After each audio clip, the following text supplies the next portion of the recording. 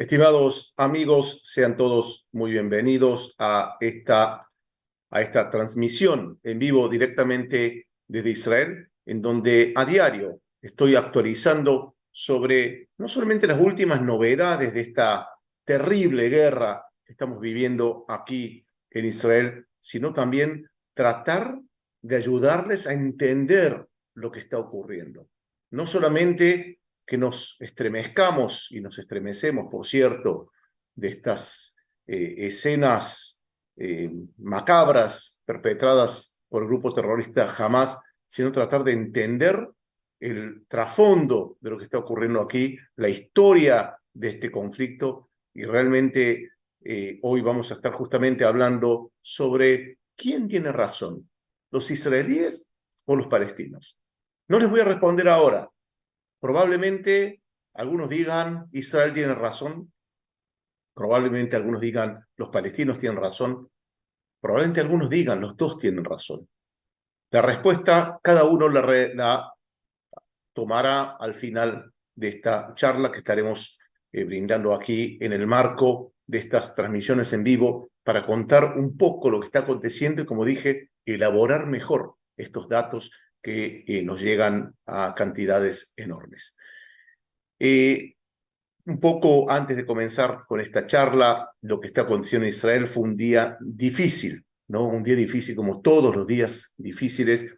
Las dimensiones de la tragedia perpetrada por estas bestias humanas del Hamas, que se han encontrado lamentablemente los cuerpos decapitados de bebés, cuerpos decapitados y ultrajados de personas, familias inocentes. Se han encontrado realmente cuerpos de israelíes que hasta un rato antes estaban celebrando una fiesta.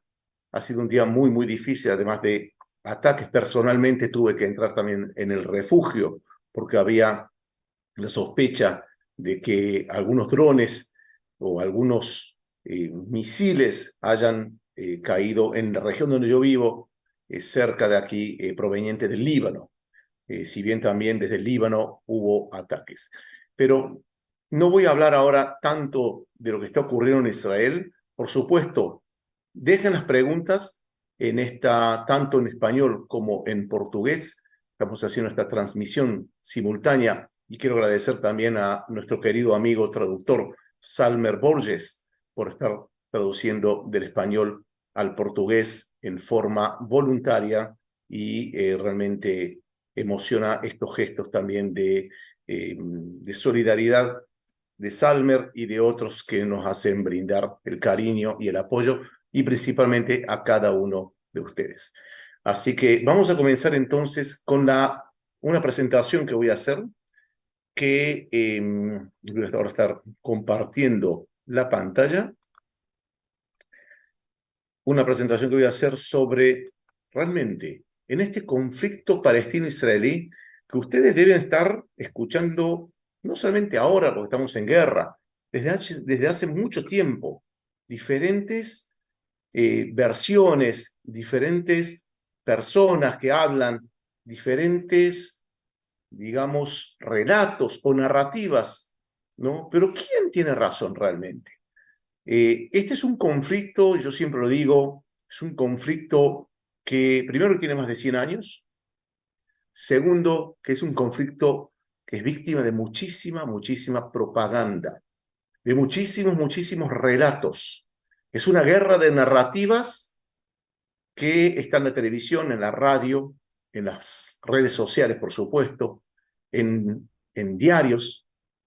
Cada uno se cree especialista en este conflicto. Pero, y yo les pregunto a ustedes, ¿en cuántas oportunidades ustedes han visto realmente alguien que les cuente los hechos históricos? Yo personalmente lo he visto muy pocas veces, alguien que hable de los hechos históricos, que no sea apenas una guerra de narrativas, que no sea una guerra de imágenes, que no sea una guerra de victimizarnos. ¿Quién es el peor? ¿Quién es el mejor? ¿Quién es el que ha perpetrado tales y tales hechos?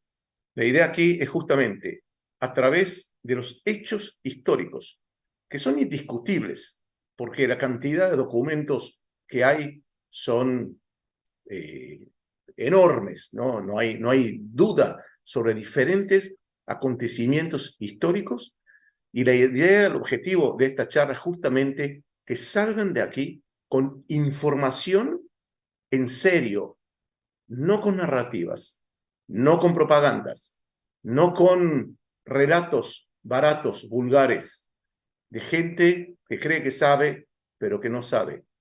Me ha pasado ya personalmente leer artículos de intelectuales como Vargas Llosa, como Saramago y otros. Amigos, es una vergüenza. Está muchas ocasiones lleno de errores históricos. Entonces, cuando ustedes ven un intelectual escribiendo o un periodista escribiendo, uno tiende a creerle, porque uno no puede estar estudiando profundamente cada asunto de la vida. Entonces, mi objetivo aquí es traer justamente los datos históricos y que al final de esta charla ustedes puedan juzgar por ustedes mismos quién tiene razón en el conflicto palestino-israelí. Y vamos a comenzar aquí con un mapa que probablemente ustedes lo hayan visto. Es muy común, muy normal, inclusive cuando uno escribe Palestina en Google, lo que sale es esto. Presten muchísima atención.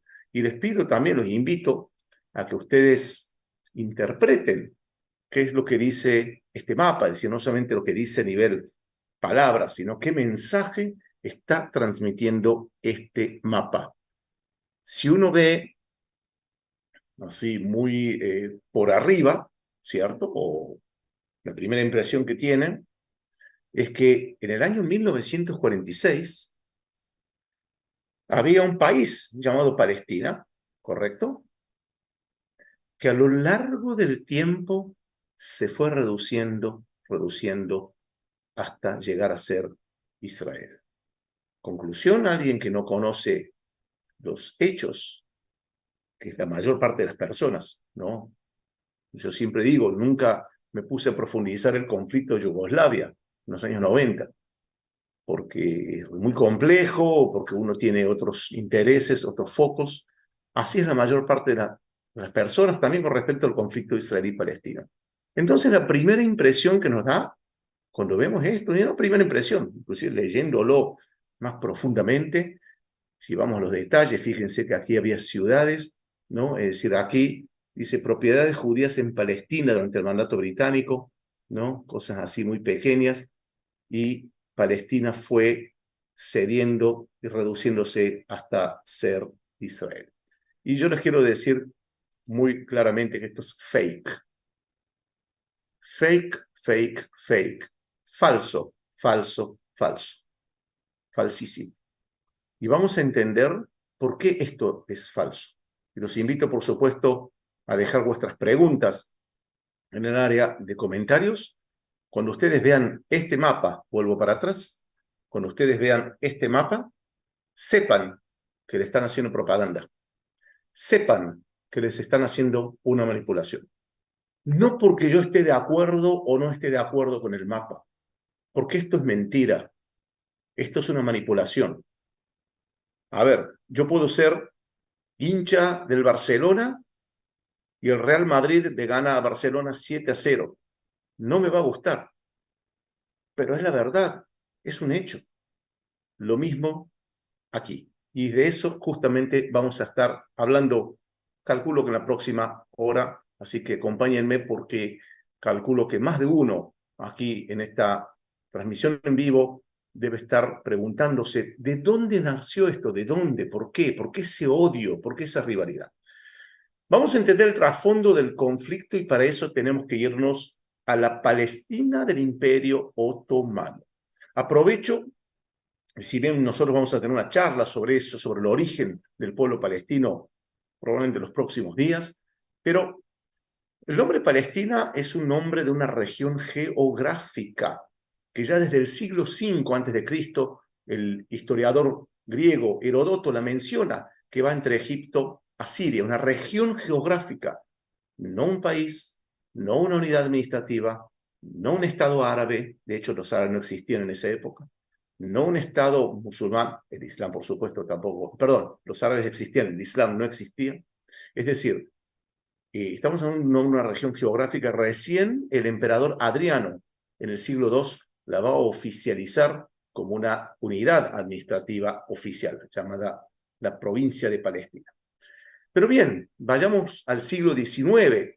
Esta es la región que controla uno de los grandes imperios de la humanidad, que es el Imperio Otomano, el Imperio Turco, si quieren, que principalmente hasta el año 1914 se empieza a reducir tanto que llega a ser nada más que esto, y Palestina está dentro de ese contexto.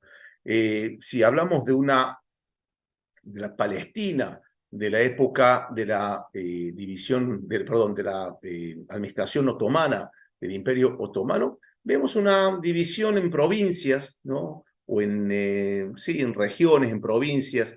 No necesariamente se llama Palestina a esta unidad. De hecho, nunca en la historia hubo una unidad independiente, ni que hablar árabe musulmana, eso seguro que no, pero nunca en la historia hubo una unidad independiente llamada Palestina. Nunca en la historia hubo un país, un estado llamado Palestina, ni siquiera hoy en día. Por eso cuando ustedes lean las noticias y digan Palestina está luchando contra Israel, no es verdad. No existe, no es una opinión, es un hecho. No existe un estado llamado Palestina. Ojalá que se cree, yo estoy a favor. Hasta el siglo XXI, 2023, nunca en la historia hubo un Estado independiente llamado Palestina, siempre fue una región geográfica, a veces administrativa, dependiendo de imperios. Puede ser el imperio mameluco, el imperio otomano, antes cuando llegaron los cruzados cambiaron en general el nombre, es decir, nunca hubo inclusive una identidad palestina propia. Y vamos a ver a través de mapas, porque esta charla se ocupa mucho de mapas, porque los mapas aquí son centrales para entender el conflicto. Entonces, estamos hablando desde fines del siglo XIX, en realidad hasta el fin de la Primera Guerra Mundial, en el 1917, 1918, cuando los turcos se derrumban, el Imperio Turco, el Imperio Otomano se derrumba, los ingleses conquistan. Y esta es la región. Ahora, ¿ustedes se preguntaron alguna vez cómo se definieron los límites de Israel hoy en día, de Palestina en su momento? Es decir, Palestina, para que entiendan, la región se llama Palestina en forma oficial desde el año 135 hasta el año 1948. La región, no un país, no un estado, no una unidad administrativa independiente. El año 1906, los ingleses que estaban en Egipto hacen un acuerdo con los turcos para delimitar fronteras. Aquí vemos la frontera sur, es decir, que ya empezamos a delimitar algo que ya conocemos, que este es el actual mapa de Israel, en la frontera sur. Existen ya, digamos, durante la Primera Guerra Mundial, el deseo de los ingleses de contar con el apoyo de los árabes. Tal vez habrán visto la película sobre Lawrence de Arabia. Lawrence de Arabia, ¿no? Que es un inglés que entrena a las tribus árabes para luchar en contra de los turcos. Y en un intercambio de 15 cartas entre el gobernador egipcio, el gobernador inglés que estaba en Egipto, MacMahon, con el líder de los árabes, en ese momento Hussein. El 24 de octubre del 1915, MacMahon le promete a Hussein que él, como líder de los árabes, recibirá después de la victoria. Recuerden, estamos en 1915, la Primera Guerra Mundial termina en 1918. Después de la victoria inglesa sobre los turcos, los ingleses les prometen a los árabes todo este territorio y más, ¿no? Es decir, estamos viendo, tal vez aquí, estamos hablando Palestina en ese momento, y por supuesto mucho más Arabia Saudita con la condición que los árabes apoyen a los ingleses en la rebelión contra los turcos, la rebelión árabe de la Primera Guerra Mundial. Apenas algunas tribus, al final y al cabo, consiguieron apoyar a los ingleses, justamente los árabes de Palestina. En ese momento, me cuesta llamarlos palestinos en este momento. La identidad palestina, si bien ya hay algunos indicios de una identidad nacional palestina a fines del siglo XIX, inicio del siglo XX, todavía no está conformada una identidad palestina nacional. Recién, tal vez en los años 20, comienza. ¿Cómo reacciona a lo que enseguida vamos a ver? Lo cierto es que estas promesas de McMahon, bien a lo británico, no las cumplen. Hussein está decepcionado, pero McMahon le dice a Hussein, pero ustedes tampoco nos apoyaron como debían apoyar. Apenas algunas tribus, de hecho, los árabes de Palestina apoyaron a los turcos y otros también árabes de otros lugares también apoyaron a los turcos. Es decir que vemos aquí sí el inicio de un deseo de creación de estados-naciones. En el mundo árabe, el concepto de Estado-nación es algo relativamente nuevo del siglo XX. Los países árabes fueron creados en el siglo XX. De vuelta, no es una opinión, es un hecho.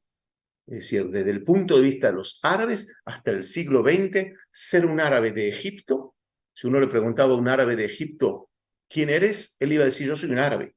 Si se le preguntaba a un árabe de Irak, ¿tú qué eres? Iba a decir, yo soy un árabe. No existían los conceptos de Egipto, Jordania, Irak, que son inventos posteriores colonialistas. Y vamos a entender eso también. Pero vayamos más y en un ratito ya estamos llegando al meollo de la cuestión. En el año 1916 se firma un acuerdo secreto entre François Georges Picot, representante francés, y Mark Sykes, representante inglés, hace un acuerdo secreto para distribuirse la región después de la Primera Guerra Mundial. Y, entre otras cosas, ¿no? Ustedes pueden ver el mapa, se ve que Inglaterra tomaría todo esto, más o menos esto, con influencia, con directo. Lo que es el actual Israel, parte del actual Israel, sería una región internacional, también por la cuestión religiosa cristiana, y Francia sería esto. Este acuerdo nunca fue implementado, pero sí sirvió de base para la fijación de límites que luego llegarían. Ya estamos llegando a la cuestión palestina de aquí a poco. Aquí podemos ver cómo sería el mapa de Israel, en ese momento Palestina, de acuerdo a los acuerdos de Sykes-Picot. Sería aquí, ¿no? Como dijimos antes, una influencia francesa aquí en el norte, inclusive hasta el día de hoy en el Líbano y en Siria se habla francés. El francés, el imperio francés, a diferencia del inglés, tenía la ideología de implementar la cultura francesa, de obligar, de imponer la cultura francesa. De ahí nació todas esas escuelas, llaman la Alliance Française, Alianza Francesa. En fin, esto de Sykes-Picot. En el año 1917 ocurre uno de los hechos históricos más categóricos y que tiene un papel y una importancia jurídica hasta el día de la fecha, que es la Declaración Balfour, en donde el ministro de Relaciones Exteriores de la corona británica, Lord Balfour, expresa al Lord Rothschild, representante del movimiento sionista, y ya voy a explicar lo que es el movimiento sionista, le expresa su buena voluntad, o como se dice en la carta, que la corona británica ve con buenos ojos la implementación de un hogar nacional para el pueblo judío en Palestina. Y ya que hablamos del sionismo, el movimiento sionista nace en el 1897 como un movimiento nacional, perdón, un movimiento de liberación nacional del pueblo judío en su patria histórica, que es la tierra de Israel. El creador de ese movimiento, Teodoro Herzl, ¿no? Un periodista judío austrohúngaro, ¿no? Que lidera este movimiento, ¿no? Llegando inclusive a tener buenos contactos, o por lo menos sembrar unas semillas de buenos contactos tanto en el Imperio Alemán como en el Imperio como en Britania también, como en el Imperio Otomano. Y a partir de allí comienza a desarrollarse mucho más lo que es el movimiento sionista, que va, entre otras cosas, incentivar la aliyá. La aliyá es la inmigración a la tierra de Israel. Ahora, en ese momento, cuando nace el sionismo, está el Imperio Otomano. No hay palestinos, no hay país árabe, es una tierra que pertenece oficialmente a los turcos, y los turcos permiten la inmigración judía, al igual que los británicos permiten la inmigración judía. Y les voy a revelar un secreto, también la inmigración árabe. Eso que no se conoce mucho, que vamos a hablar en una clase separada, que había muchísima inmigración árabe a Palestina, que hoy en día muchos de ellos, o la gran mayoría, se llaman o se autodenominan palestinos. Pero lo voy a dejar eso para otra clase. Lo cierto que la declaración de Balfour, de la corona británica, tiene una importancia oficial, jurídica, legal, hasta el día de la fecha. Esto es un papel oficial que le da ventaja, si se quiere, a la parte judía con respecto a la parte árabe. Así como las cartas de MacMahon, también se los podría tratar como un documento oficial que después de alguna forma los británicos hicieron una manipulación para no cumplirlo. Pero esto sí, esto tiene un poder jurídico mucho más importante que cualquier otro papel, que este papel que vemos aquí va a ser ratificado en el marco de la conferencia de San Remo en el año 1920, en donde la Liga de las Naciones, digamos la antesala de lo que algunos años después sería la ONU, la Liga de las Naciones, que en realidad estaba dirigida y liderada por las grandes potencias, van a dividirse el Medio Oriente, de alguna forma basado en aquel acuerdo de Sykes-Picot. Es decir, Sykes-Picot fue, como se diría, una especie de semilla que fue plantada para lo que serían los límites, y vemos aquí los imperios franceses e ingleses dividiéndose en el Medio Oriente, al igual como se dividieron en el África. Si ustedes prestan atención al mapa de África, está todo hecho con regla, ¿no? Líneas. Lo mismo, o no lo mismo, pero en buena parte del Medio Oriente han hecho lo mismo. Y en el año 1920, los ingleses, en el marco de esta reunión donde participan Francia, Inglaterra, Italia, Grecia y otros países de menor influencia, deciden que así se verá el Medio Oriente a través de mandatos. Presten atención a la palabra mandato. Un mandato tiene una connotación de algo pasajero, algo temporario, es decir, un mandato que alguien, que en este caso la Liga de las Naciones, me dio para hacer algo. El hacer algo significaba que tanto Francia como Inglaterra debían crear estados independientes en el futuro, ¿no? En el caso de Francia, también crear alguna especie de entidad independiente en Siria, en el Líbano, después fueron creados. En el caso de Inglaterra, crear un estado judío, un estado árabe aquí. Fíjense que Palestina, fíjense lo que es Palestina, ¿no? Palestina es esto, no es esto ahora. ¿Se acuerdan cómo era en la época turca? Era diferente. Y no les mostré Palestina de otras épocas, también cosas diferentes. Por cierto, en el año 1919, un año antes de la conferencia de San Remo, está el primer, tal vez sí, no el primer, no el único, después vendrían otros, el primer acuerdo de paz árabe-judío de la historia, porque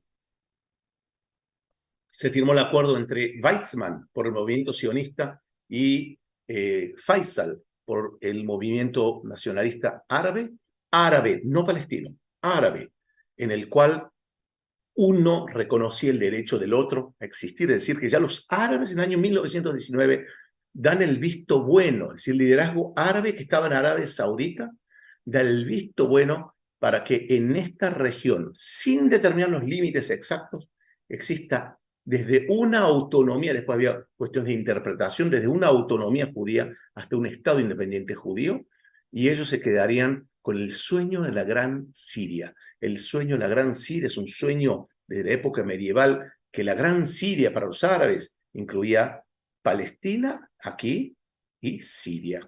Inclusive hay imágenes de manifestaciones de los árabes que vivían en Palestina en la época del mandato británico con carteles que decían: nosotros queremos ser parte de la gran Siria, no de Palestina, no independencia palestina, no un Estado palestino, la gran Siria.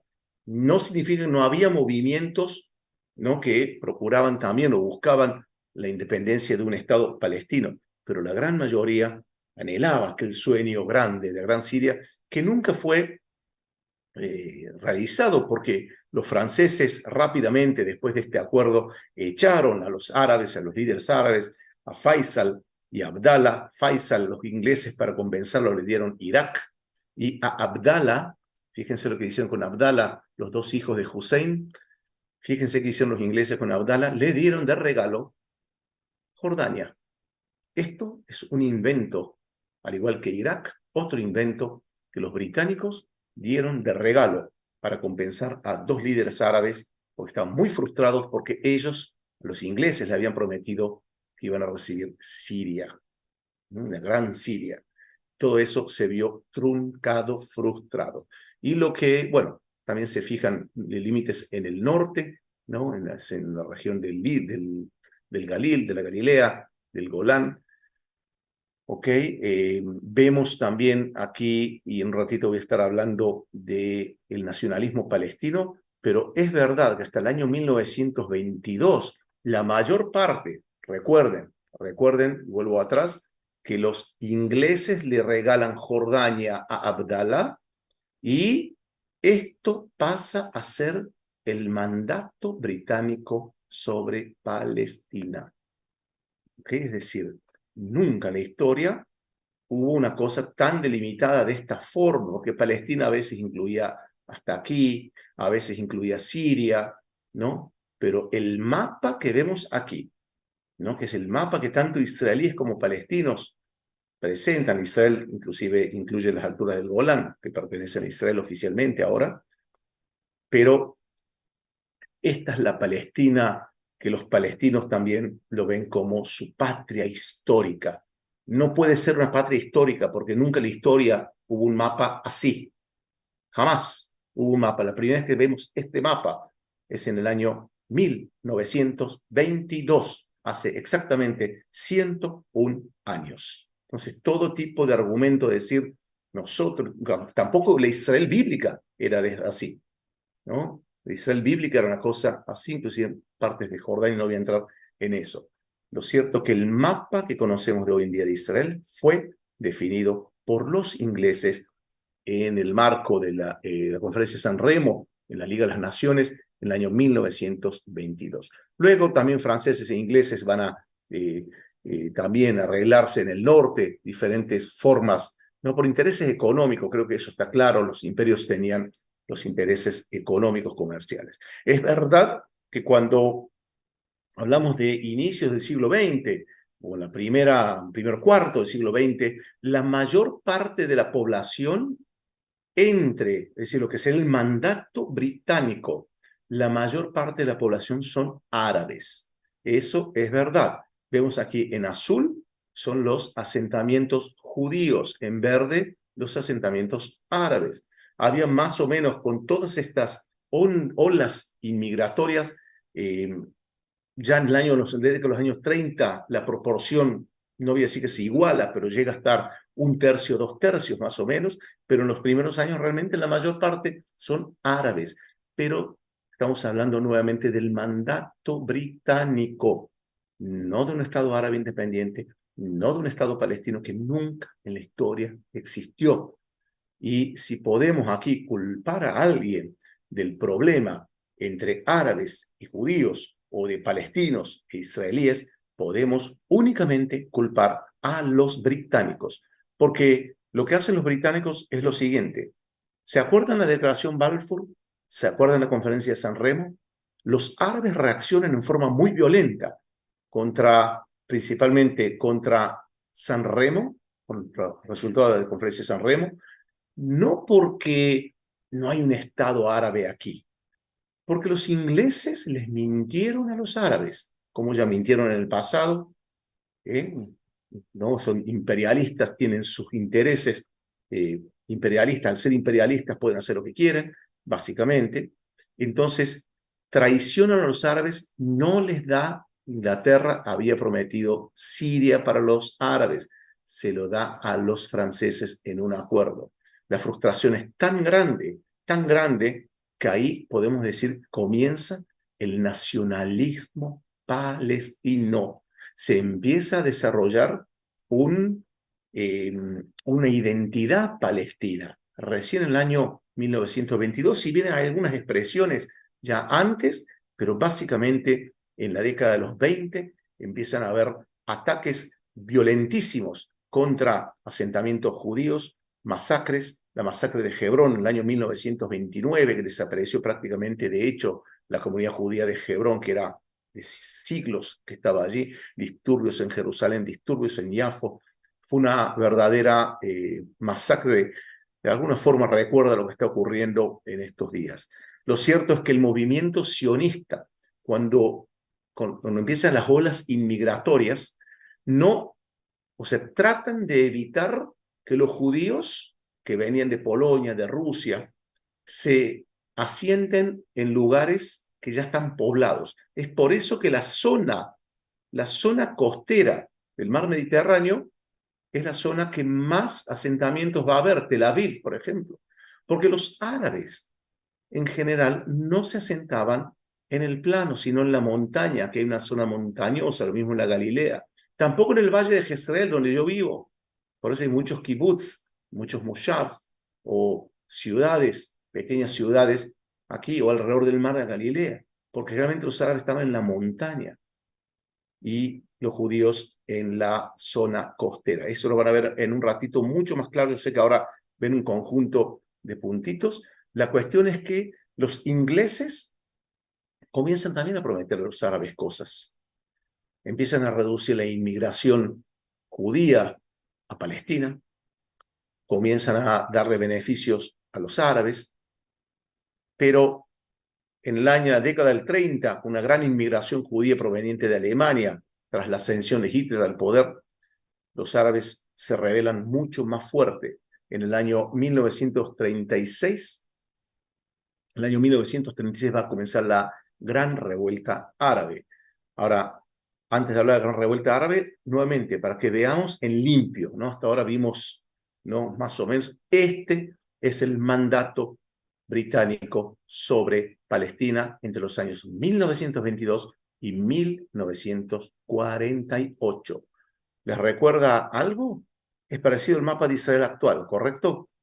Algo que falta aquí, las colinas del Golán, y demarcar también los territorios de Judea, Samaria y Gaza. Ya vamos a llegar a eso. Bien.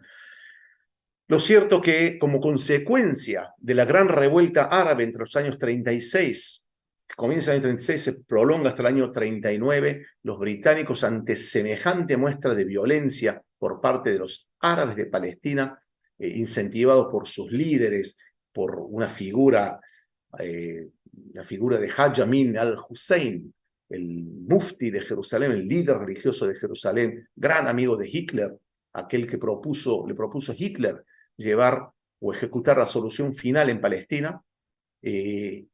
Por ese tipo de líderes también incentivados, resuelve el gobierno británico crear lo que se llama la Comisión Peel para tratar de separar la tierra de Palestina entre judíos y árabes. Fíjense, ¿se acuerdan que les mostré antes los puntitos azules? La mayor parte de la población judía se encuentra en la zona costera y en la zona del Valle de Jezreel, donde había muchísimos pantanos. Esto era bastante abandonado, lleno de malaria. Algunas partes de la Galilea superior, Metula, por ejemplo, donde también bastantes ciudades o pequeñas ciudades, o kibbutz o pequeñas aldeas agrícolas, ¿bien? Y, por supuesto, esta solución es totalmente rechazada por los árabes, ¿no? No quieren saber nada. Para ellos, Palestina es esto, y comienzan a crear todo tipo de tradiciones históricas de la Palestina histórica. Comienzan a crearse todo tipo de raíces antiguas, que lo vamos a hablar en otra clase sobre cómo se ven los palestinos desde el punto de vista de raíces históricas. Pero lo cierto es que Palestina es esto recién en el 1922. Nunca en la historia hubo un mapa así de Palestina que se ve de esta forma. Bien, ahora avanzamos en el tiempo. La administración inglesa fue patética, y prometerle a los judíos una cosa y a los árabes lo mismo. ¿Y qué hace cuando uno le promete lo mismo a dos partes, a dos hijos, a dos, lo que sea, dos empleados, que sea? Cada uno dice, no, a mí me prometió, no, a mí me prometió, no, esto es mío, no, esto es mío, esto es mío. Y ahí podemos decir que a partir del año 1922, podemos dar como el inicio del conflicto árabe-israelí sobre Palestina. Yo estoy haciendo corto, pero había diferentes propuestas de mapas, tanto el movimiento sionista, que incluía determinado mapa, que era por supuesto mucho más grande, inclusive lo que es esto, incluía parte, o sea, esto más Jordania, dependiendo, había un movimiento de derecha llamado Betar, que incluía también las dos partes del Jordán, porque Palestina, durante los años 20, vamos a decir, ¿no? Cuando se da el mandato británico, incluía Jordania, después en el año 22 o el año 23 se lo va a dar a Abdallah. Es decir, hay diferentes, se lo estoy haciendo bastante resumido. Lo cierto es que el conflicto, la violencia en Palestina entre árabes, judíos e ingleses llega a niveles insoportables.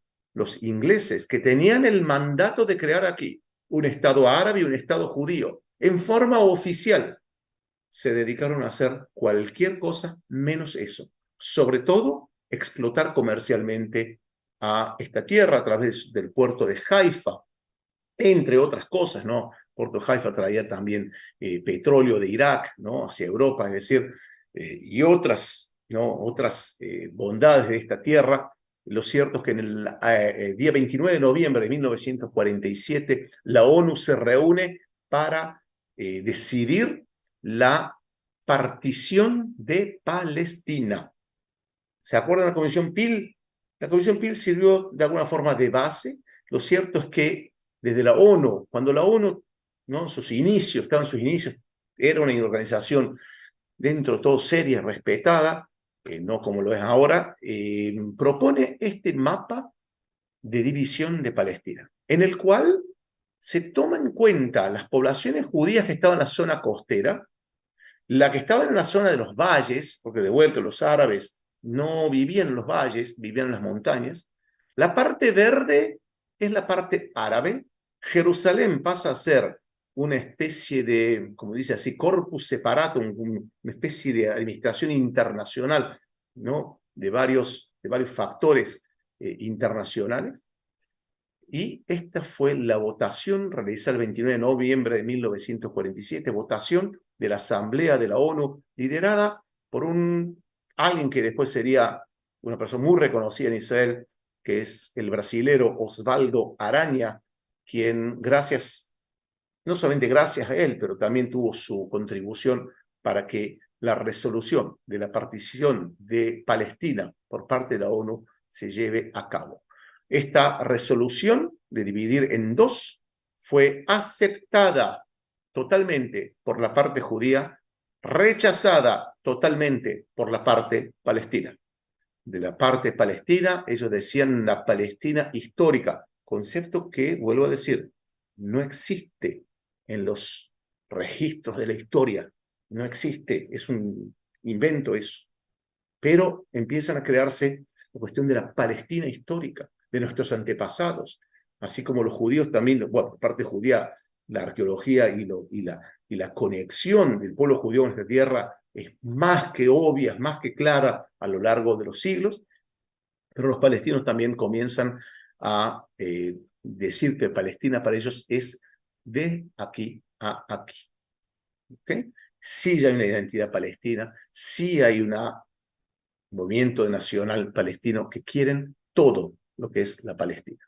Bien, el resultado de la partición de Palestina fue un ataque feroz el 30 de noviembre, 1 de diciembre por parte de los palestinos. O sea, si los palestinos, vuelvo acá atrás, si los palestinos ya estaban en una especie de guerra civil contra judíos y contra británicos, y lo mismo judíos contra británicos y contra palestinos. Es decir, era todo, y los ingleses también, era realmente una guerra civil insoportable. Si Inglaterra jamás se hubiese ido acá si no fuese tan insoportable la situación. Entonces, por eso justamente los ingleses entregan a la ONU, devuelven el mandato y dicen que la ONU que decida lo que quiera. Y el 30 de noviembre, el 1 de diciembre, principalmente los palestinos comienzan con ataques feroces contra poblaciones judías, una especie de ya guerra, intensificación de la guerra civil. Y el día 14 de mayo, David Ben-Gurión declara la independencia del Estado de Israel, contrario a todas las recomendaciones de todas las personas se les puede ocurrir que le dijeron a Ben-Gurión: no declares la independencia, que nos van a atacar, nos van a hacer desaparecer. La primera parte es verdad. Al día siguiente, 7 ejércitos árabes atacaron Israel, el nuevo Estado de Israel. La segunda parte, que Israel iba a desaparecer, no ocurrió. De hecho, estamos aquí.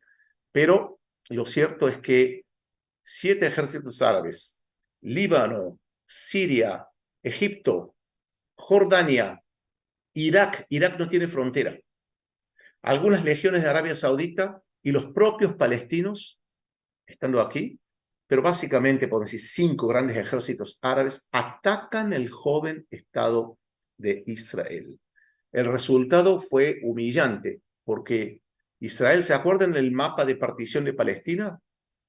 Era diferente a esto. El mapa de Israel, de acuerdo a la línea de armisticio del 1949, es esto que ven aquí. Este fue el resultado de lo que se llama en hebreo la guerra de la independencia. En árabe se denominó Nakba, que es decir, la tragedia. Desde ya les puedo asegurar y garantizar que ninguno de los ejércitos árabes, Siria, Líbano, Jordania, Egipto, Irak, está un poquito más acá, no tenían la más mínima intención de crear un Estado palestino. De hecho, Jordania consigue conquistar aquí Cisjordania, lo que se llama Judea y Samaria, anexándola. Eso está prohibido por la ley, ¿no? Hacia el día siguiente, a los pocos días, anexa Cisjordania y Jerusalén Oriental como parte de Jordania. Egipto no anexa, pero controla la franja de Gaza. Si fuese por Egipto, hubiesen seguido aquí. De hecho, Egipto y Jordania se peleaban por Jerusalén, una de las 3 ciudades santas para el Islam, ¿no? Dar prestigio. Es decir, que ninguno de estos países tenía ningún interés en crear un Estado palestino. De eso creo que hay documentos, inclusive testimonios de los propios palestinos. A los árabes jamás les interesó crear un Estado palestino, ni en el 48, y yo creería que hasta el día de la fecha tampoco. Bien, ya vamos a dejar tiempo para preguntas. Yo voy a ir pasando rápidamente. Aquí tenemos lo que comienza a llamarse el problema de los refugiados. Aquellos palestinos que estaban aquí. ¿Se acuerdan que había, sobre todo en la Galilea, los árabes que estaban aquí y se fueron del nuevo Estado de Israel? Por cierto, este mapa que ven aquí es el mapa oficial reconocido internacionalmente. Hoy en día, la comunidad internacional considera a Israel este mapa. Ya vamos a ver otros mapas, no se preocupen. Este es el mapa oficial de la comunidad internacional con respecto a Israel. Es decir, que no hay discusión que esto es soberanía israelí. Y, como decía, el problema de los refugiados se crea cuando árabes que estaban aquí en esta región principalmente, la gran mayoría huyen, la gran mayoría con promesas en las radios de los líderes árabes que decían: váyanse de sus casas, la semana que viene volvemos a tirar a los judíos al mar. Esa era la expresión.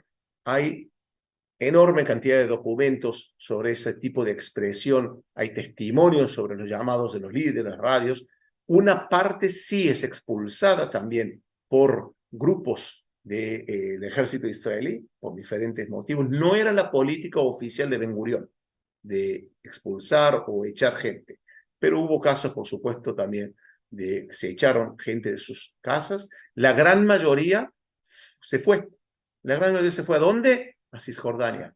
¿A dónde? A Gaza, al Líbano, a Siria, a Jordania, a Kuwait, a los países del Golfo Pérsico, en general está un poquito más acá. Es decir, que ahí se comienza a crear el problema de los refugiados.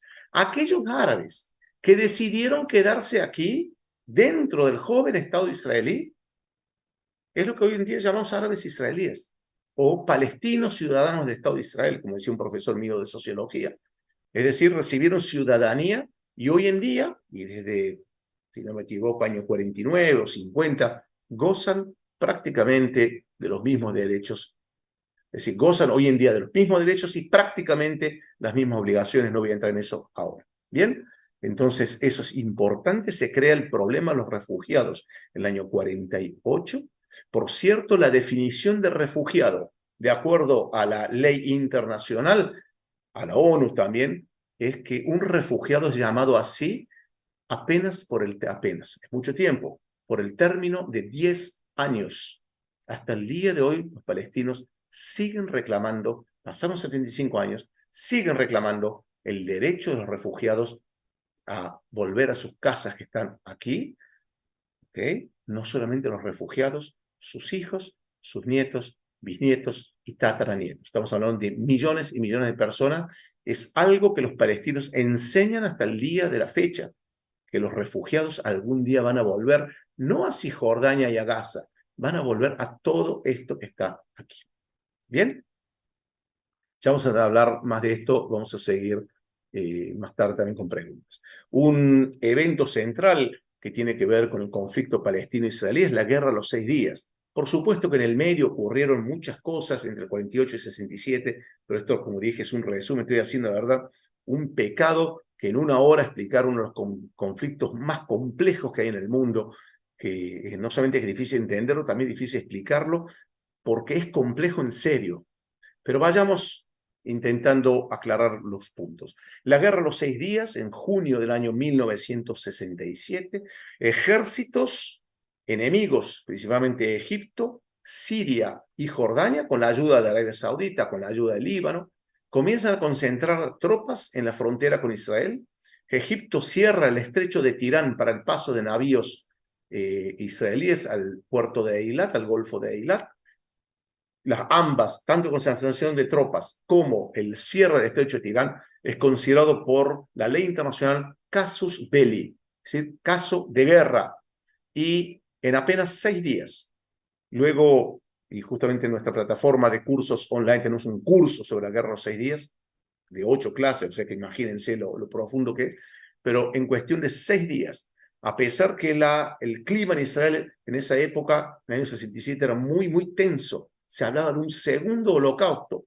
Sin embargo, por como quieran explicarlo, diferentes explicaciones, no voy a entrar en eso, Israel consigue en 6 días conquistar territorio a los egipcios, a los jordanos y a los sirios.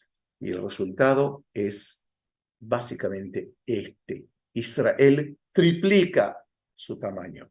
Israel pasa a ser esto: colinas del Golán a Siria, la península del Sinai entera a Egipto, Cisjordania con Jerusalén Oriental a Jordania. Todo esto es el mapa de Israel. Y comienza a crearse uno de los, tal vez, obstáculos, podemos decir, para los árabes o para los palestinos es una cosa tremenda. Ellos consideran que es el principal obstáculo, el único obstáculo, que se llaman los asentamientos israelíes en Cisjordania. No solamente en Cisjordania, también en el Sinai comienzan a crearse asentamientos, también en el Golán, hasta el día de hoy, 11 kibbutz, moshav, ciudades pequeñas. Comienza la política de crear asentamientos en los territorios ocupados. Si hablamos de la Cisjordania en particular, porque estamos hablando del conflicto palestino-israelí, estamos hablando de una buena cantidad de asentamientos que están hasta el día de la fecha en lo que se llama Judea y Samaria. ¿Okay? Ciudades grandes como Maale Adumim está aquí, o una ciudad grande como Ariel, que está en esta región, por aquí. Es decir, aquí, es decir, comienzan a crearse ciudades dentro de la población palestina.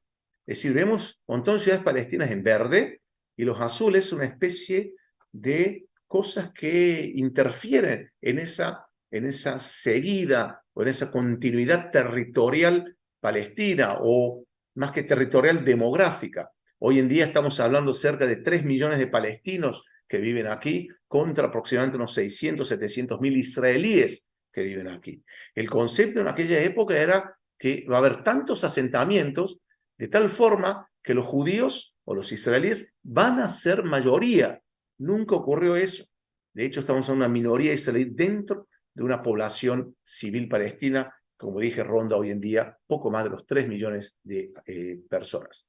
Ahora, paso rápidamente, la guerra de Yom Kippur no tuvo mucha influencia en el conflicto palestino-israelí, tuvo, sí, pero más que nada fue con Egipto, el deseo de Egipto de recuperar la península del Sinaí, pero esto va a ser la antesala de uno de los eventos históricos más importantes de la historia de la humanidad, que es el acuerdo de paz entre Israel y Egipto, a partir, sobre todo, del año 1978, el presidente egipcio Anwar Sadat quiere recuperar el Sinai. Ya había entrado en contacto en forma indirecta con la primer ministra Golda Meir. Golda Meir no le creía, lo despreció, y hasta que llega Menachem Begin, el primer ministro israelí, y había todo tipo de declaraciones en la prensa, en los medios, desafiando. Begin decía: si Sadat realmente quiere la paz, que venga a Jerusalén. Dicho y hecho, Sadat vino a Jerusalén. Esta es una foto en la Knesset, en el Parlamento, donde Sadat dio un discurso que, bueno, creo que debe ser la única vez en la historia que el Parlamento estaba lleno, con sus 120 miembros, y aplaudiéndolo, ¿no? Realmente fue un evento que llegó a la paz entre Israel y Egipto, y la retirada, y presten mucha atención ahora, la retirada israelí de los territorios que le había conquistado a Egipto. ¿Se acuerdan? Y voy a volver rápidamente aquí. ¿Se acuerdan el mapa oficial de Israel? De acuerdo, hasta el día de hoy, a la comunidad internacional. Fíjense este pedacito aquí. ¿A quién pertenece este pedacito en el año 1949? A Egipto. La franja de Gaza pertenece a Egipto. Es decir que el acuerdo de paz firmado en el año 78, Israel debía devolverle Gaza, ¿cierto?, a Egipto, porque nunca Gaza fue una entidad independiente, jamás en la historia, ¿no? Voy a dar otra clase también sobre la historia de Gaza en breve, pero la franja de Gaza, Egipto no la quiere. ¿Por qué no la quiere? Porque es un nido de víboras, es un nido de terroristas. Egipto ya sufría de los ataques de los palestinos de Gaza contra objetivos egipcios, e Israel, que tampoco eran tontos, Begin no era ningún tonto, dijo: prefiero yo controlar la franja de Gaza para saber qué es lo que está ocurriendo dentro, para poder controlar y tener mayor seguridad. Es por eso que desde el año 67 hasta el año, ya vamos a ver, hasta el año 2005, que la franja de Gaza es controlada por Israel, por más que le pertenecía oficialmente a Egipto. Seguimos con el tiempo. La primera intifada es una revuelta popular que comienza en diciembre del año 1987, más o menos durante 3 años, una violencia extrema, de esta vez popular en serio, ¿no? Sin los líderes, que ya los líderes eran todos terroristas. Aquí el pueblo realmente se levanta contra Israel, ¿no? Y empieza, digamos, un reclamo serio de querer tener una independencia palestina en Cisjordania y en Gaza. ¿Okay? Es decir, que ya vemos aquí, por lo menos en la visión palestina, un deseo de tener algo independiente, si bien todavía siguen enseñando que Palestina es esto. Siguen enseñando en las escuelas, que, no sin el Golán, ¿no?, que Palestina es esto. Pero aún así, ¿no?, empiezan a reclamar contra un montón de bloqueos en los caminos, en las rutas, por, ¿no?, controles israelíes, en fin. Es una dura guerra, digamos, interna, una dura lucha, cobró muchísimas vidas de ambos partes. Bien, y ahora voy corriendo porque en el medio también ocurrieron muchas cosas, pero en el año 1993, los acuerdos de Oslo que le dio, ¿se acuerdan? Antes el acuerdo de Begin y Sadat. Begin y Sadat ganaron los premios Nobel, el premio Nobel de la Paz para ambos. Aquí también los acuerdos de Oslo. Yitzhak Rabin, que luego sería asesinado por un fanático judío, con Yasser Arafat, el mítico líder de la Organización de Liberación Palestina, considerada también una organización terrorista. Él, considerado un mega terrorista, de alguna forma aquí se creyó que él vio la luz y abrazó el camino de la paz, que luego lo veríamos como una mentira, no nada de paz ni nada de realmente reconocer al Estado de Israel. Lo cierto que los acuerdos de Oslo le daban una autonomía palestina en esta región de la Cisjordania y Gaza. Bien, Gaza y Cisjordania. Le daban una autonomía en las grandes ciudades, los grandes centros urbanos. Se divide la Cisjordania en áreas A, donde están los grandes centros urbanos que está aquí. Área B, es decir, área A significa control en lo civil y en lo de seguridad. Israel crea la policía palestina. Arafat es el presidente de la Autoridad Nacional Palestina. Es importante esto porque nuevamente muchas veces leo y veo y escucho, Palestina dijo tal y tal cosa. En Palestina, Palestina no existe, no es una opinión, es un hecho. No existe. Lo que existe es una autonomía llamada oficialmente la Autoridad Nacional Palestina. Pueden inclusive entrar a la página web de la Autoridad Nacional Palestina. Ellos se autoproclaman como Estado de Palestina, pero el mundo no los reconoce como un Estado independiente, sí como una autonomía que rige los destinos de los palestinos en esta región. En el área C, principalmente aquí, o donde hay asentamientos israelíes, una continuidad territorial, es área C, control israelí tanto en lo civil como en lo de seguridad, y área B, que es control civil palestino, pero control seguridad es israelí. Es decir, muy, muy complejo todo esto. La idea de los acuerdos de Oslo es que hasta el año 1998 se iba a crear un Estado palestino independiente por primera vez en la historia. Nunca ocurrió por diferentes motivos, entre ellos que asesinaron al premier Yitzhak Rabin en el año 1995.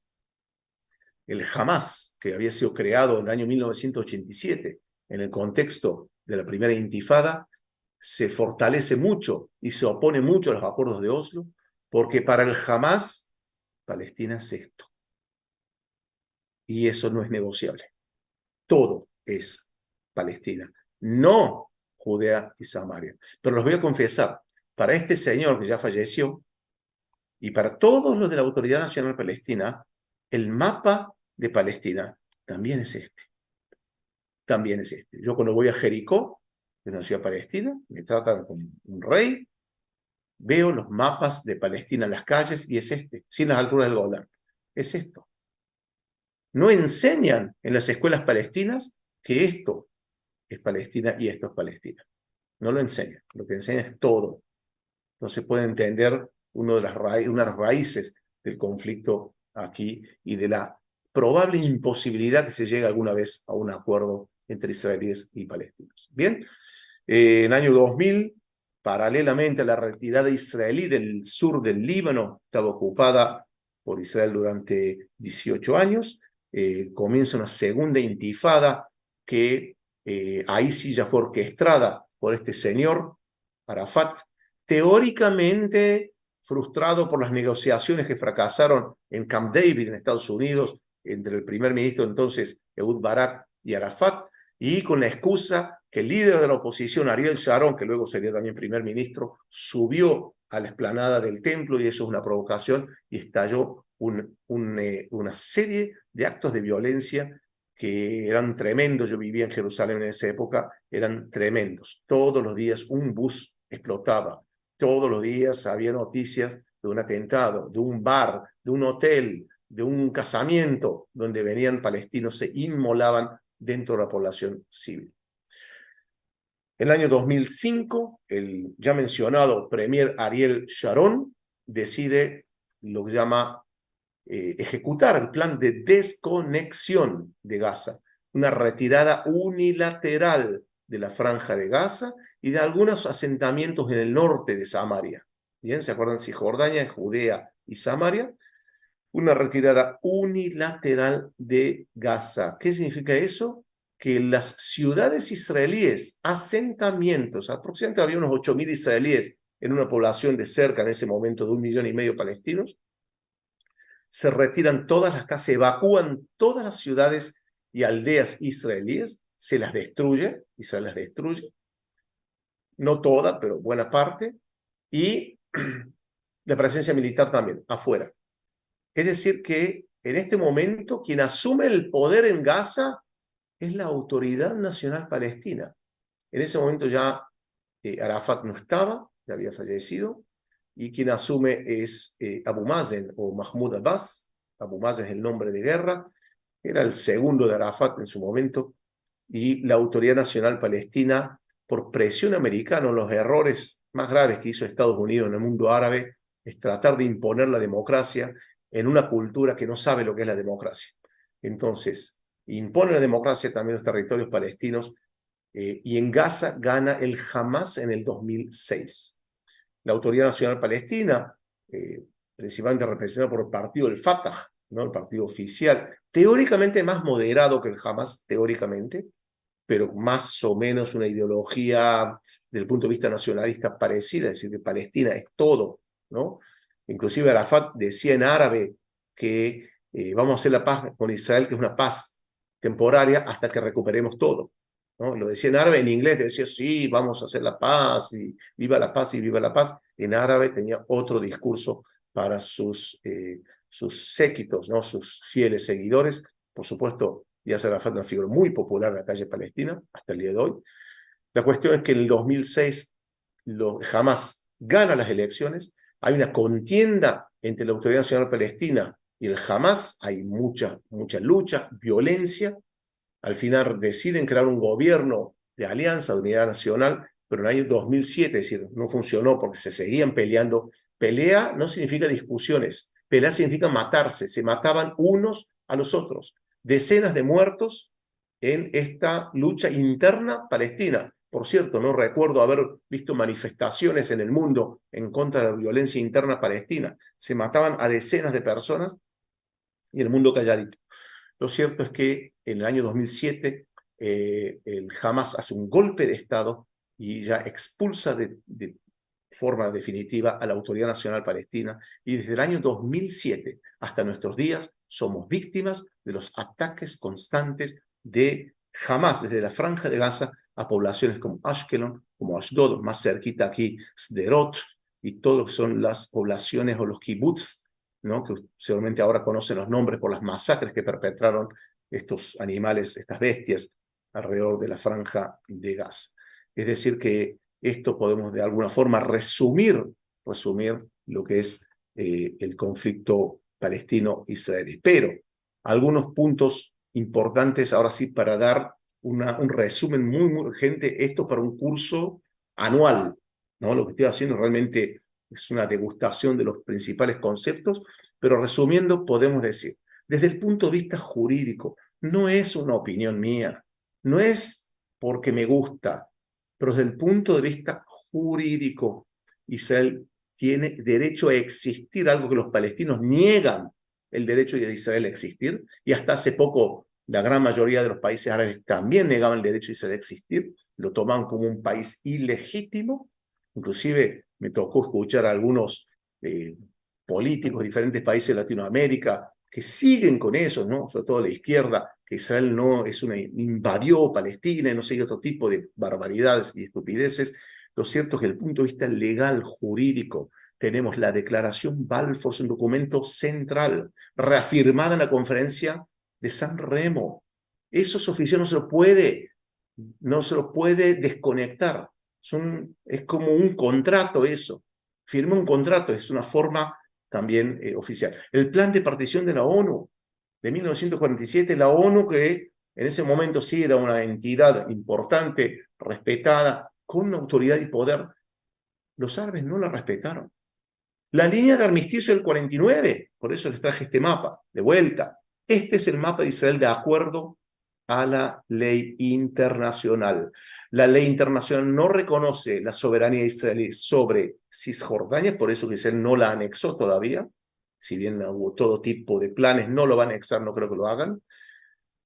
Israel no anexó la Franja de Gaza, es decir, la controlaba, era un territorio ocupado, Gaza y Cisjordania. Con respecto a las colinas del Golán, lo anexó, reconocido, si mal no me equivoco, únicamente por Estados Unidos, tal vez haya un par de países más. Bien, y por supuesto también Jerusalén Oriental, que fue ya oficialmente anexada. Pero lo que es Cisjordania, Gaza, la comunidad internacional no reconoce la soberanía israelí, tampoco reconoce la soberanía israelí sobre Jerusalén Oriental, y es por eso, entre otras cosas, no solamente eso, más que nada por una ley del año 81 del Parlamento israelí, de la indivisibilidad de Jerusalén, que las embajadas extranjeras salieron de Jerusalén y fueron a Tel Aviv, salvo algunas pocas que están hasta el día de hoy en Jerusalén. Bien, entonces, tampoco, es decir, o también considera ilegales los asentamientos. Los asentamientos israelíes aquí, considerados por la ley internacional, ilegales. ¿Okay? Y de acuerdo a los palestinos, es el principal bloqueo a la paz, ignorando la cantidad enorme de atentados terroristas que vivimos desde hace 100 años en esta región. Y además, la ley internacional, ¿por qué? Ustedes se preguntarán, ¿por qué de repente no reconocer la independencia palestina en este territorio? ¿Por qué? Porque yo soy ahora un país, yo soy México, Argentina, Colombia, y digo, reconozco la independencia palestina en este territorio. Hay unas cuestiones jurídicas que uno no lo puede hacer a eso. Por eso Palestina no existe. No es que no existe, no es una expresión no existe que la estoy despreciando. No existe de hecho. ¿Por qué? Este territorio, ¿se acuerdan? Jordania lo anexó. Israel conquistó este territorio de Jordania. En la teoría, Israel debería devolver estos territorios ¿a quién? A Jordania. Pero ¿qué ocurre? En el año 1994, cuando Israel firma la paz con Jordania, Jordania declara que renuncia a la soberanía de estos lugares. ¿Qué ocurre con esto? Esto es tierra de nadie, ocupada por Israel. Estoy hablando del punto de vista jurídico. Tierra de nadie, ocupada por Israel, y la solución al conflicto tiene que ser acordada entre las partes. El problema es que las partes no se ponen de acuerdo hace muchísimo, muchísimo tiempo. No sé si alguna vez en la historia se pusieron de acuerdo realmente, ¿no? De corazón, si querían llegar a la paz, yo creo que no. Por eso los acuerdos de Oslo son un fracaso colosal, ¿no? Nunca fue tremendo, ¿no? Un fracaso muy, muy grande. No hay solución que por lo menos se puede ver a la vista sobre el conflicto palestino-israelí. Ahora bien, es de más importante saber que, como ya dije, nunca en la historia hubo una entidad palestina independiente. Ya lo dije, Israel nunca conquistó territorios de los palestinos. Jamás en la historia. Cuando ustedes escuchen, lean, vean que Israel invadió Palestina, que Israel conquistó a los palestinos, no le conquistó ni un centímetro de tierra. ¿Por qué? Porque nunca hubo un Estado independiente palestino. En todo caso, podemos decir que antes de la creación del Estado de Israel, el movimiento sionista sí incentiva la inmigración judía comprando tierras. Eso es importantísimo. Las tierras fueron compradas por una organización llamada Keren Kayemet LeIsrael, fueron compradas a diferentes terratenientes que había en la época, a los otomanos, también los ingleses, y había inmigración en lugares donde no había antes nadie, como la parte de la playa, ¿no? La parte costera del mar Mediterráneo, o el valle de Jezreel y otros valles, valle del Jordán, por ejemplo, tampoco no había asentamientos árabes ahí. Entonces, lo que ocurrió es que las guerras, ¿no? Y justamente aquí es el tercer punto, las guerras de Israel están todas amparadas por la ley internacional. La guerra del 48, y hay un libro, no me acuerdo bien el título, creo que es Perdón por haber ganado la guerra. Una guerra que Israel no la inició el enemigo, los enemigos. La perdieron. Y caso es que la comunidad internacional reconoce esa derrota árabe en el 48 y este es el Estado de Israel. Bien. Diversas oportunidades hubo en la historia para crear un Estado palestino. Todas han sido desaprovechadas. No entré en esto porque es para estar una hora más. Pero hay una frase muy famosa que dice, le decimos no solamente en Israel, creo que en las relaciones internacionales, que dice, los palestinos no pierden oportunidad de perder oportunidad.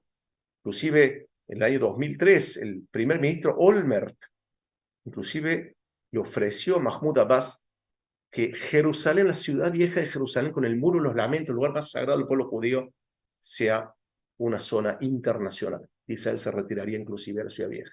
Mahmoud Abbas dijo que no, que había 1% refugiados, que no sé qué, le dio todo lo que podía. No lo acepto. Después Mahmoud Abbas dijo que se arrepintió. Bueno, amigos, hemos llegado al final, creo que acá está el... ¿no? Entonces, volviendo al mapa original, ¿no? La próxima vez que vean este mapa, espero que lo sepan explicar. Este video, por supuesto, queda en YouTube y tienen aquí todos los datos, toda la información para que puedan decirle a cada uno que muestra una cosa así, que esto es falso, falso, falso, falso. Que esto es superficial. Esto es una forma superficial, manipuladora y mentirosa de mostrar los hechos de la historia que la gran mayoría de esta gente que divulga estas mentiras la desconoce, y la desconoce a propósito. ¿Para qué saber la historia si es más fácil crear un gráfico ridículo y manipulador, mentiroso como este? Así que ahora sí, muchísimas gracias, amigos. Vamos a dar lugar, me imagino que debe haber no pocas preguntas. Voy a tratar de responder lo máximo posible dentro del contexto del tiempo que tenemos. Pero bien, vamos a ver. Bueno, bueno, muchísimos comentarios acá. Pueden hacer, no sé si han hecho preguntas antes, pero pueden hacer las preguntas ahora, porque me hace muy difícil volver atrás en los comentarios. A todo esto, entre español y portugués, estamos cerca de 2000 participantes en esta transmisión en vivo. Gracias, bueno, para el agradecimiento, gracias a todos que me están diciendo. No, Julio Alberto dice el 29 de noviembre de 2012. Sí, perdón, pensé que era 1942, justo el 29 de noviembre. Sí, como una especie de estado observador de las organizaciones, si participa en la ONU. Muchas veces Arafat pronunció ahí discursos, Mahmoud Abbas también, pero no tiene ningún valor. De hecho, ¿qué le falta llamémosle, la autoridad palestina o los territorios de Cisjordania y Gaza para que sea un país? Primero, que no tienen moneda. Ellos hasta el día de hoy se manejan con el shekel israelí. Tampoco tienen ejército ni relaciones exteriores, es decir, en forma oficial. Sí tienen algunas actividades diplomáticas. Hay países que tienen, por ejemplo, embajadas palestinas. Ellos se autodenominan Estado de Palestina, como ya les mencioné, está bien, pero no el mundo, inclusive tienen pasaporte palestino. Eso es curioso. Tienen pasaporte palestino que muchos países no saben ni lo que es. No lo reconocen, hacen problemas, no los dejan entrar. ¿Ok? Bien, gracias. Osvaldo dice, creo que no se trata de creerte o no. Es más, yo les digo, no me crean, no me crean. Vayan y estudien, investiguen y después dirán, pero no vayan a fuentes que son propagandísticas. Tampoco del lado judío, del lado israelí, también hay muchísima propaganda. Van a ver en el lado de la propaganda pro-israelí, que básicamente dice Israel es todo perfecto, todo lo hizo bien, y el error 100% de los palestinos. Y yo les digo acá, citando al fallecido escritor israelí, pacifista, por cierto, Amos Oz, que él decía en una entrevista al anti-israelí diario, no sé cómo estará ahora, en ese momento era un muy anti-israelí diario, El País de España, él decía, ustedes los españoles creen que el conflicto palestino-israelí o árabe-israelí es una película de Hollywood, donde hay buenos, hay malos. Yo les digo que a veces en esta película de Hollywood los buenos son los malos son los buenos. Es muy, muy, muy complejo todo esto, pero vayan, sí, traten, la idea mía acá es darle algunas pinceladas de datos para que ustedes sigan investigando, pero de vuelta, no vayan a páginas de propaganda, sea de un lado o del otro. ¿Bien? Inclusive los asentamientos, o sea, yo trato con la mayor objetividad posible, uno le puede gustar o no, pero también los asentamientos realmente es un obstáculo, no podemos negar. El principal obstáculo no, el principal obstáculo aquí es la violencia palestina, sin lugar a dudas, y es el sistema de educación palestina en las escuelas, en donde continúan estudiando y enseñando a los niños que Palestina es todo el Estado de Israel actual, que los refugiados del 48, del 67, algún día van a volver ellos, sus hijos, sus nietos y bisnietos. Entonces yo soy un niño palestino que me educo con eso y estoy esperando el momento de recuperar mis tierras, teóricamente. ¿Bien? Ismael, ¿de dónde vienen los árabes palestinos? Voy a dar una clase sobre esto, vamos a estar informando. Están informando la fecha. No se aceptan los crímenes de odio a los palestinos, sin lugar a dudas. Gracias, Beatriz, sin lugar a dudas. Bueno, Daniel Martínez dice, no obstante, no puedo desunir la Biblia del pueblo de Israel. A ver, no quise entrar en el tema histórico bíblico, porque no es un argumento en el momento de negociar. Yo no puedo ir como Israel y decirle a los palestinos, no, pero fíjense, está escrito que Dios le prometió a Abraham. Sí, los palestinos, sí, pero está escrito en una fuente musulmana que esta tierra nos pertenece. Es decir, es una discusión de nunca acabar, ¿está bien? Pero es obvio que la conexión del pueblo de Israel, el pueblo judío con esta tierra, es más que obvia. Estamos hablando de 2000 años de poemas, de cantos, de anhelos, de oraciones, de reza. Estamos hablando que la arqueología ha demostrado en forma categórica la presencia de la cultura judía en esta tierra, con sus baños rituales, con sus sinagogas, de más de 2000 años. Es decir, no hay discusión que el pueblo judío estuvo antes, no voy a decir los palestinos, porque los palestinos recién hablamos del siglo XX como una identidad nacional, pero sí de los musulmanes, no voy a decir los árabes, porque los árabes existían, inclusive está en la Biblia, pero sin lugar a dudas, sí, es un tema interesante. Vamos a estar hablando, sí, sobre la cuestión de los orígenes de los palestinos. Se van a sorprender cuál es la diferencia entre cómo los palestinos se ven, que también ahí hay diferencias, y cómo la historia, la ciencia los ve. ¿Ok? Eh,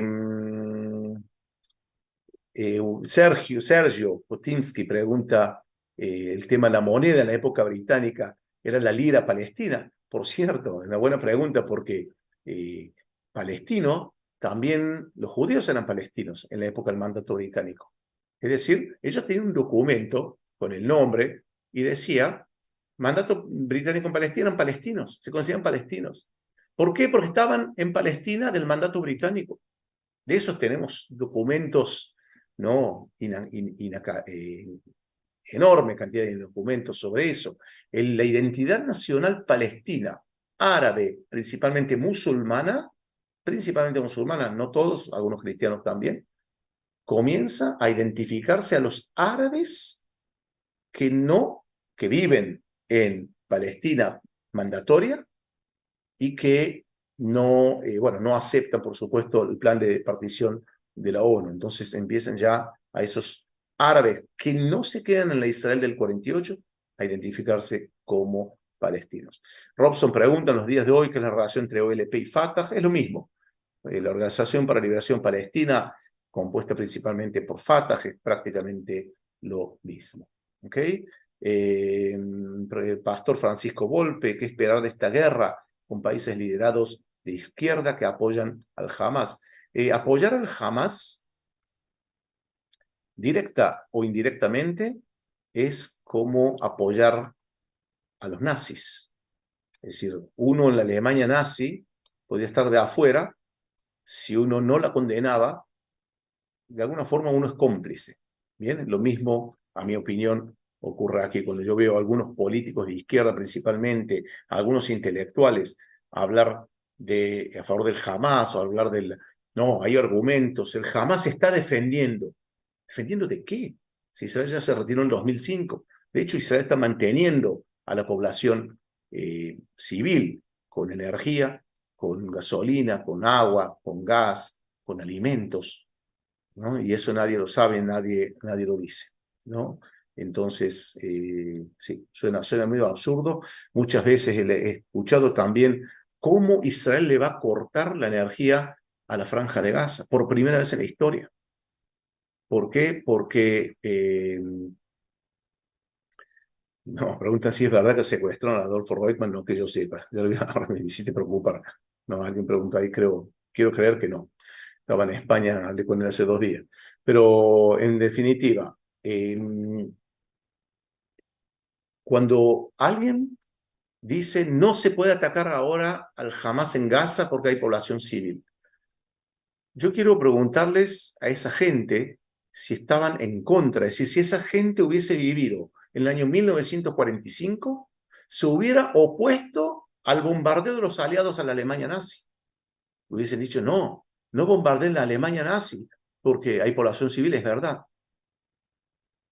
No sé qué otra solución hay. Sinceramente, no sé qué otra solución. ¿Decir a los terroristas que se corran para este lado así los agarramos? No, los terroristas se esconden en la población civil, al igual que los nazis.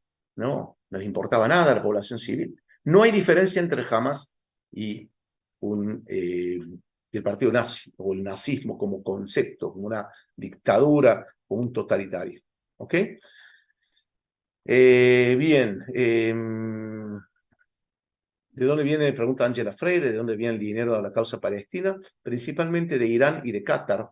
Yo los invito a que entren al canal, a la página web, perdón, al sitio de Al Jazeera. Al Jazeera es el canal, está en Qatar, es el canal oficial de Qatar, y vean lo que dicen sobre el conflicto israelí-palestino. Lo que yo les mostré de propaganda es nada al lado de eso. Es un canal que permanentemente divulga mentiras, divulga odio, enardece las masas. Lo ven todos los árabes del mundo, todos. Una forma de decir, ¿no? Mucha gente. Cientos de millones de personas siguen ese canal y reciben ese veneno a diario. ¿Ok? Así que bueno, yo espero, estoy viendo aquí más preguntas. Eh, Netanyahu pregunta a Luis Romero si va a fortalecer o a debilitar Netanyahu. A mi juicio, yo creo que es el fin de la era Netanyahu. La gente está muy enojada, muy enojada con lo que está ocurriendo. Yo creo que es el fin de una era. Eh, a mí personalmente no soy muy a favor de Netanyahu y su política en general, de su persona, pero podemos decir que su carrera política, que ha sido brillante, siempre ha ganado, en los últimos años por lo menos ha ganado, yo creo que es el fin de la era. La gente está extremadamente enojada y todavía no lo está expresando. No lo está expresando porque primero tenemos que ganar la guerra. Cuando hay guerra, no nos peleamos entre nosotros. Terminamos con el enemigo, ahí vamos a hacer cuentas internas para ver quién tuvo la culpa, quién se equivocó y cómo se paga por esas culpas. Así que, bien, bueno, Laura, me alegro que vayas a buscar fuentes. Si yo pregunto a Marcos si lo prefiero a Gantz, la verdad que el liderazgo israelí es bastante mediocre en los últimos años. Gantz parece una buena alternativa, pero tampoco no es que soy fanático de Gantz. La verdad que es bastante, yo creo que es un fenómeno mundial, ¿no? De que líderes que cada vez son menos idóneos. Así que bueno, amigos, ya estamos casi 1 hora y media aquí. Quiero agradecerles la presencia de cada uno de ustedes. Compartan este material, con amigos. Esto queda con amigos, parientes. Esto queda por supuesto, en nuestro canal aquí de YouTube. Y bueno, estudien, aprendan, lean. Es un conflicto complejo. Analicen, estén atentos. Nos quieren manipular de un lado y del otro, principalmente del otro, ¿no? Del anti-israelí, con frases hechas, con frases que no tienen base. Israel conquistó Palestina. No, nunca. o, no sé, imperialismo sionista. Son frases hechas. No las compren. Estudien, analicen y después digan lo que quieran. Pero primero tienen que conocer. Amigos, quiero agradecerles. Bueno, hay muchísimas más preguntas. Nosotros vamos a seguir haciendo estas lives diarias en cuanto dure esta guerra. Ojalá que no tengan que hacer muchas lives diarias, que esta guerra termine rápido, porque realmente es una situación muy, muy compleja, muy difícil. Estamos realmente sufriendo aquí en Israel con lo que está ocurriendo. Es una situación dramática, drástica. Es una tragedia. Lo que está ocurriendo aquí yo creo que es la peor tragedia del pueblo judío desde el Holocausto. Lo digo y lo firmo eso. Realmente de lo peor que nos ha tocado vivir. Reconozco que me he quebrado más de una vez, no conmovido por las imágenes y por lo que estamos viviendo aquí. Quien tiene hijos aquí, hoy por ejemplo entrar al refugio no fue nada simpático, pero bueno, vamos a mantener la fortaleza. Las palabras de cada uno de ustedes, por supuesto, ayuda muchísimo, nos ayuda mucho el amor, el cariño, el apoyo.